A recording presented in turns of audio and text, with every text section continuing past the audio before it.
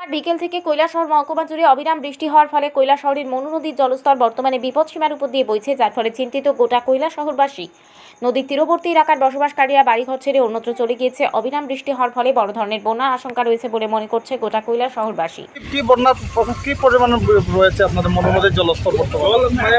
প্রচুর পরিমাণে সেকেন্ডে সেকেন্ডে জল বাড়তেছে। কি মনে করতেছেন, বন্যা এবার কি আশঙ্কা রয়েছে নি? বাটে তো সময় লাগতেছে। আপনি কি স্থানীয় এখানে? আমি শ্রীরামপুরের বাসিন্দা। আপনার নাম?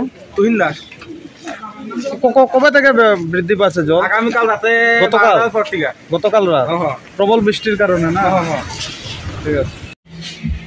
বর্তমানে মনু নদীর জলস্তর কতটুকু রয়েছে? 23.62 এখন পর্যন্ত। এখন পর্যন্ত 11টা। কি মনে করছেন, জলস্তর কি বৃদ্ধি পাচ্ছে আস্তে আস্তে? বৃদ্ধি পাচ্ছে। বিপদ সীমা কি যেতে পারে? ওটা তো বলতে পারছি না এখনো। আপনারা সব ধরনের প্রস্তুত রয়েছেন? হ্যাঁ। আপনার নাম? নিখিল চন্দ্রবর্তী।